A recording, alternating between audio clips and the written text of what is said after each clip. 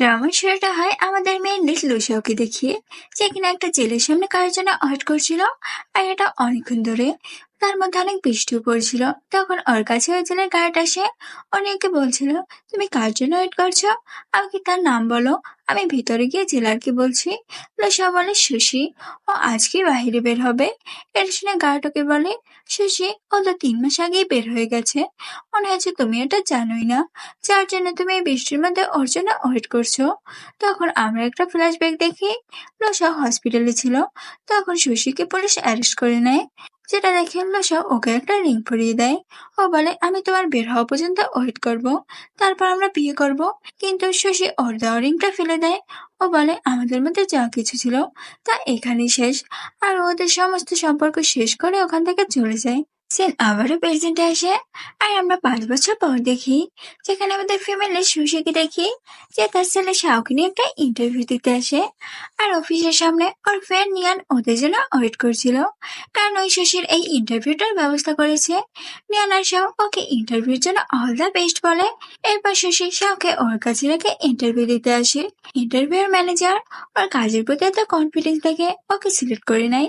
কিন্তু উনি বলে, আমি তো সিলেক্ট করেছি, কিন্তু এখন আমাদের বসের যদি তোমাকে অ্যাসিস্ট্যান্ট হিসেবে পছন্দ হয়, তাহলে তোমার জবটা কনফার্ম হবে।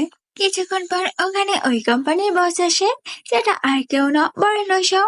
ওরা তো দুইটাকে দেখে পুরোপুরি শখ, আর সাথে সাথে অনেকটা ইমোশনালও। লসাও তাড়াতাড়ি ওখান থেকে ভিতরে চলে যায়।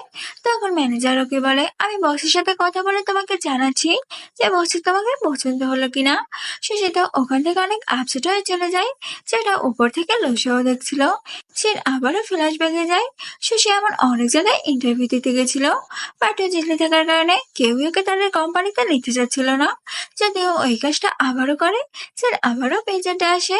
রিয়ানা শাও ওর মুখ দেখে বুঝতে পারে যে ভিতরে ওর সাথে কি হয়েছে।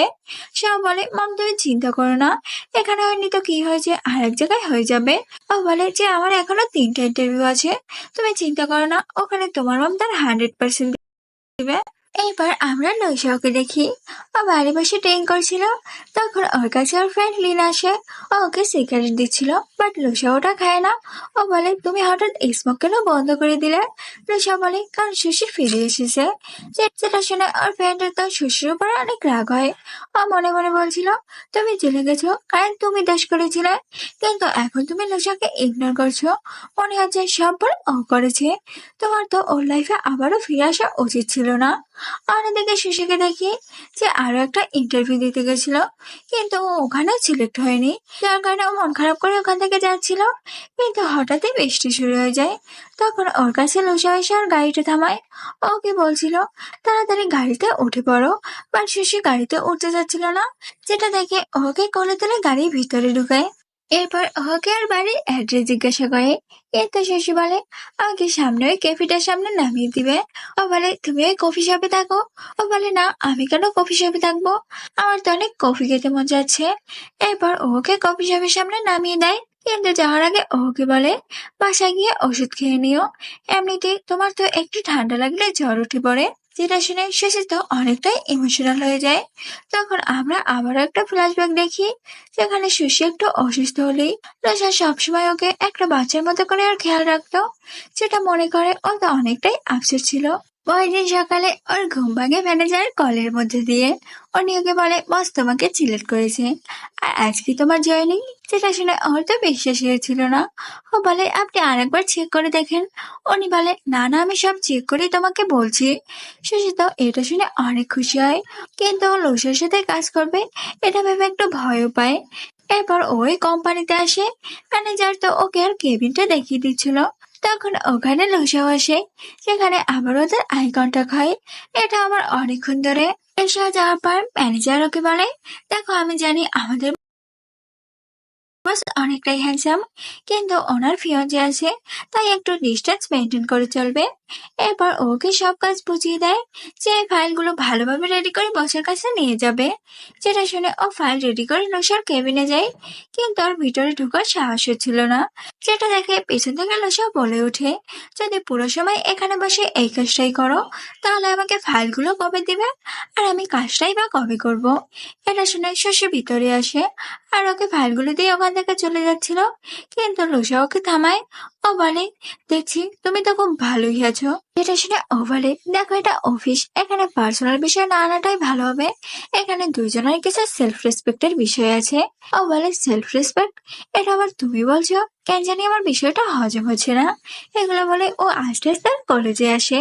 তখন আমরা আবার একটা ফ্ল্যাশব্যাক দেখি, সেখানে ওরা দুইজন দুইজনকে ডেট করছিল আর অনেক সুন্দর সুন্দর সময় কাটাচ্ছিল। সেন্ট পেজেন্টে আসলে শশী ওর থেকে দূরে সরে যায় আর লাঞ্চের বাহানা দিয়ে ওখান থেকে চলে যায়।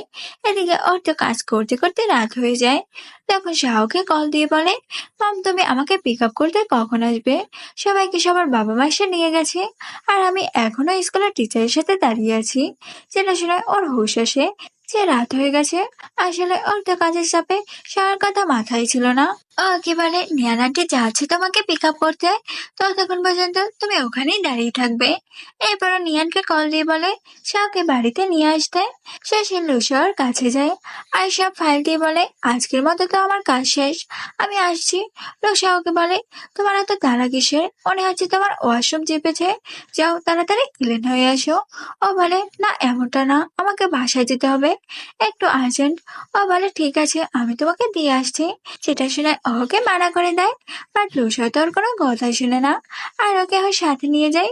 সে আবার ওকে ক্যাফেটার সামনে নামাতে বলে। এটা শুনে ও বলে, তোমার কি ঘর নেই নাকি আমাকে তোমার বাসার অ্যাড্রেস দিতে চাচ্ছ না? সুশি তো এটা শুনে কোনো কথাই বলে না। এরপরও গাড়ি থেকে নামে। তখন পিছন থেকে লুসা ওকে বলে, তুমি আমাদের বাড়িতে কেন থাকছো না? তখন আমরা আবার একটা ফ্ল্যাশব্যাক দেখি। লুসা ওদের জন্য একটা বাড়ি নিয়েছিল যাতে ওরা দুইটা ওই জায়গায় থাকতে পারে। সে আবারও পেজেন্টে আসে। সুশি বলে, ওটা তোমার বাড়ি, আমার না, তাই থাকার কোনো প্রশ্নই আসে না। তখনই ওখানে নিয়ান শাওকে নিয়ে আসে। শাও তো সুশিকে দেখে মম বলে ডাকে, যেটা দেখে নিয়ান তাড়াতাড়ি ওকে লুকিয়ে নেয়। লুসা নিয়ানকে দেখে চিনতে পারে। ও বলে, দেখছো 5 বছর হয়ে গেছে আর তোমার ফ্রেন্ডও মা হয়ে গেছে। শশী বলে, হ্যাঁ ও তো খুবই লাকি। এরপরও বাসায় আসে। তখন নিয়ানের উপরে অনেক চিল্লায়। ও বলে, কালকে তুমি ওকে ঠিক টাইমে পিক করতে যাবে, কারণ আমার বস আমার উপরে অনেক রেগে গেছে। কালকে যদি সেম কাহিনীটা হয় উনি আমাকে ফায়ার করে দিবে। শশী তখন ওকে সরি বলে। এরপর নিয়ান ওখান থেকে চলে যায়। ও যাওয়ার পর শাওকে বলে, আজ তো আমার স্কুলের প্রথম দিন ছিল, তাই টিচার আমাকে সবার সামনে আমার পরিচয় দিতে বলছিল। আমি তো সবই ঠিকঠাক বলছিলাম, কিন্তু বাবার ব্যাপারে কিছু বলতে পারিনি, যার কারণে তো ক্লাসে সবাই আমার মজা উড়িয়েছে। শেষে তো এটা শুনে ওর কাছে মাপ চায়, যেটা আমার কারণেই হয়েছে। শাহ বলে, মম আমরা কি বাবার সাথে দেখা করতে পারি না? ও বলে, দেখো আমি তো তোমাকে আগেই বলেছি, আমি আর তোমার বাবা অনেক আগে আলাদা হয়ে গেছি, যার জন্য ওনার লাইফ এখন অন্য কেউ এসেছে, তাই আমাদের উচিত হবে না ওনার লাইফে গিয়ে প্রবলেম ক্রিয়েট করা। শাহ বলে, ঠিক আছে, কিন্তু মম কালকে আমাকে ঠিক টাইমে পিক আপ করতে এসো, কারণ সবার বাবা আমাদেরকে পিক আপ করতে আসে, সে তো আমাকে ছাড়া। সে তো এটা শুনে শাহকে জড়িয়ে ধরে। পরের দিন ও একটা হেল্পিং হ্যান্ডের ইন্টারভিউ নিতে যায়, যে শাহ সবসময় খেয়াল রাখবে। শশী ওকে বলে, এই কাজ তো মেয়েদের, তুমি কিভাবে করবে? ও বলে, আপনি চিন্তা করবেন না, আমার এগুলো করার এক্সপিরিয়েন্স আছে। এরপর ওকে ওর কাজের এক্সপিরিয়েন্স দেখায়, যেটা দেখে ওর সাথে 6 মাসের কন্ট্যাক্ট করে। এরপর ওরা দুজন দুজনের নাম্বার এক্সচেঞ্জ করে নেয়। তখন ওখানে লুসাও আসে আর এগুলো সব দেখে ফেলে। ওই ছেলেটা ওখান থেকে চলে যাওয়ার পর ওকে বলে, শেষমেশ তুমি একটা স্কুল পড়েও ছেলের সাথে ডেট শুরু করলে। ও বলে, দেখো কিছুদিন পর গ্রাজুয়েশন কমপ্লিট করবে আর ও দেখতেও তো খুবই হ্যান্ডসাম। তখন আমরা আবার একটা ফ্ল্যাশব্যাক দেখি, যেখানে দেখি ওদের প্রথম দেখা হয়েছিল একটা ক্যাফে শপে। শুধু তো ওখানের ওয়েটার ছিল। রসা বলে, তুমি সবার মধ্যে আমাকে কেন পছন্দ করেছিল, আমার হ্যান্ডসাম ফেসের জন্য? ও বলে, হ্যাঁ, কিন্তু এটা খুব আগের কথা, এখন বর্তমানটা বদলে গেছে। যেটা শুনে ওর তো শশীর উপরে অনেক রাগ ওঠে আর ও ওখান থেকে চলে যায়। তখন ওখানে ওর বোন লিনি আসে। ও তো ওকে দেখে পুরোপুরি শক। ও বলে, তুমি জেল থেকে কবে বের হলে? সেটা শুনে ওর ফ্রেন্ডরা বলে, কি তোমার বোন জেলে ছিল? তিনি বলে, দেখো ও আমার বোন না, কারণ ওর নিজের বাবাকে মারতে যাচ্ছিল, এ আমার বোন কিভাবে হতে পারে? এরপরও শশীকে অনেক অপমান করে। সেটা দেখে ও বলে, তুমি তো ঠিক আগের মতোই আছো, যে সবসময় মানুষের ব্রেন ওয়াশ করতে প্রস্তুত। আরে যেটা পড়ে আছো ওটা মনে হয় তোমার বয়ফ্রেন্ড দেওয়া। ওর কথাগুলো শুনে তো রিনের ওর উপরে অনেক রাগ উঠে আরো ওর দিকে এক গ্লাস গরম পানি মারে। সেটা দেখে ও তো ওখান থেকে উঠে ওকে ইচ্ছা মতো মারে। তো সিন এখানেই কাট হয়। পরে সিনের দৃশ্যে এদেরকে আমরা পুলিশ স্টেশনে দেখি। শশী পুলিশকে বলছিল, হ্যাঁ আমি ওকে মেরেছি, কিন্তু ওই প্রথমে আমার উপরে গরম পানি মেরেছে আর ওর ফ্রেন্ডের সাথে মিলে আমাকে অনেক অপমান করেছে। অ্যান্ড ওই আঘাতটাও দেখায়, যেটা দেখে লিনি একটা বাহানা বানায় যে ওসব মিথ্যা বলছে। যেটা শুনে পুলিশ বলে, আমি সিসিটিভি ফুটেজ চেক করে দেখছি যে আসল দোষী কে। ততক্ষণ পর্যন্ত আপনারা এখানে ওয়েট করুন। আর উনি ওখান থেকে চলে যায়। যেটা শুনে লিনি ওর বাবাকে কল দিয়ে পুলিশ স্টেশনে আসতে বলে। এদিকে সুশীল তো ম্যানেজারকে ফোন দিয়ে সমস্ত কিছু খুলে বলে। একটু পর ওখানে আর বাবা আসে আর ওকে একটা থাপ্পড় মারে। তো এটা দেখে সুশী অনেকটাই রেগে যায়, একটা থাপ্পড় মারে। ওর বাবা তো অনেকটাই রেগে যায়। উনি বলে, আমার তো তোমাকে বাইরে আনাই উচিত ছিল না। ও বলে, আপনি তো আমাকে বাইরে না মহৎ কাজ করে ফেলেছেন। আমি নাকি আপনাকে চাকু মেরেছি, কিন্তু আজ পর্যন্ত আমি দেখলামই না যে আমি চাকুটা মেরেছি কোথায়। মিথ্যা বলে আমাকে ফাঁসিয়েছেন নিজের পছন্দের মেয়েকে বাঁচাতে। যেটা শুনে উনি তো আবার ওকে থাপ্পড় মারতে দেয়, কিন্তু শেষে লিনিকোনার সামনে আনে, যদি তুমি আমার গায়ে আর একবার হাত দাও তাহলে না তুমি আমার কাছ থেকে বাঁচবে আর না তোমার মেয়ে।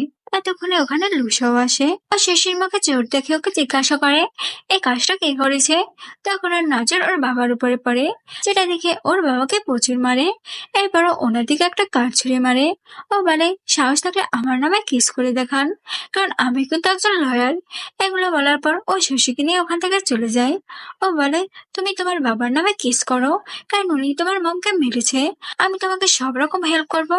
এটা শুনে ও বলে, আমার মা তো আর এত ফিরে আসবে না, তাই এই ব্যাপারটা নিয়ে আর জলঘোলা করতে চাই না। পরের দিন আমরা একটা পার্টি দেখি।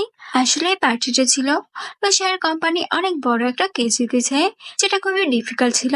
রশিয়া বলে, আজকে তোমরা যা জিজ্ঞাসা করার আমাকে জিজ্ঞাসা করতে পারো। যেটা শুনে ম্যানেজার ওকে আর গার্লফ্রেন্ডের কথা জিজ্ঞাসা করে যে আপনার গার্লফ্রেন্ড আছে কি নাই। ও বলে, হ্যাঁ আমার গার্লফ্রেন্ড আছে। যেটা শুনে শশীর তো অনেক মন খারাপ হয়। ওরা বলে, তাহলে আমাদের কবে তার সাথে পরিচয় করিয়ে দেবেন। সেটা শুনে শশী ওখান থেকে চলে যায়। ও বলে, সময় আসুক তারপর, এখন আমাদের মধ্যে কিছু ঝামেলা চলছে। শশী তো বাহিরে এসে অনেক কান্না করে। এরপর ও যখন ভিতরে আসে ও দেখে তুষার ড্রিঙ্ক করে পড়ে আছে। ও ওখান থেকে যাচ্ছিল, তখন ওকে জড়িয়ে ধরে বলে, প্লিজ আমাকে বাসায় নিয়ে যাও। যেটা শুনে ওকে বাসায় নিয়ে আসে। তখন ওকে ওই ছেলেটা কল দেয়, যেটা দেখে ও বাইরে যায় আর ওর সাথে কথা বলে। এদিকে লুসাকে দেখি, ওকে দেখে তো মনে হচ্ছিল ও পুরোপুরি ঠিক আছে, আসলে ও নাটক করছিল। এরপর ওর কথা শোনার জন্য ওর পিছন পিছন যায়। ওই ছেলেটা ওকে বলে, তুমি কখন আসবে, আমাকে তো বাসায় যেতে হবে। সেটা শুনে ও বলে, সরি আমি একটা কাজে আটকে পড়েছি, আমি এক্ষুনি আসছি, তুমি আমার জন্য একটা ওয়েট করো। যেটা লুসাও শুনে ফেলে। ও বলে, আমি তো এখানে না আসলে জানতেই পারতাম না তোমার জন্য কোনো একটা ছেলে তোমার বাসায় ওয়েট করছে। সেটা ওকে দেখে পুরোপুরি শখ, কারণ ও তো কিছুক্ষণ আগে ড্রাঙ্ক ছিল, ঠিক মতো হাঁটতেও পারছিল না। ও বলে, তার মানে এর জন্যই তুমি আমাকে তোমার বাসার অ্যাড্রেস বলনি, যদি আমি দেখে ফেলতাম যে তুমি তোমার বয়ফ্রেন্ডের সাথে দেখো। ও বলে, ঠিক আছে আমি তোমার কথা মেনে নিলাম যে আমার বয়ফ্রেন্ড আছে, তো তোমারও তো গার্লফ্রেন্ড আছে। দেখো এটা আমাদের প্রাইভেট ম্যাটার, তাই এসব বিষয়ে আলোচনা না করাটাই ভালো। ও বলে, আমি কি এমন ভুল করেছি যে তুমি আমাকে এভাবে অ্যাভয়েড করছো। ও বলে, আমি তো তোমার সাথে সমস্ত সম্পর্ক ওই দিনে শেষ করে দিয়েছি, তাই অ্যাভয়েড করার কোনো প্রশ্নই আসে না। ও বলে, তুমি ব্রেকআপ করেছো, আমি না। এরপর ওকে জোর করে কিস করে আর বেড পর্যন্ত নিয়ে যায়। তখনই ওখানে ওর মা এসে পড়ে। রোজা তো এটা দেখে পুরোপুরি শখ। ওর মাকে জিজ্ঞাসা করে, তো তুমি এখানে কেন এসেছো। উনি বলে, আরে তুমি আমার ছেলে, তাই যখন ইচ্ছে আমি এখানে আসতে পারি। ও বলে, ঠিক আছে তুমি কালকে আসো, আমি এখন অনেক বিজি আছি। যেটা শুনে ওর মা বলে, তুমি তাড়াতাড়ি দরজা খোলা, আর না হয় আমার কাছে কিন্তু চাবি আছে, আমি ভিতরে আসছি। যেটা শুনে শশী অন্য একটা জায়গায় লুকিয়ে পড়ে। তো প্রথম পার্টটা এখানে শেষ করছি।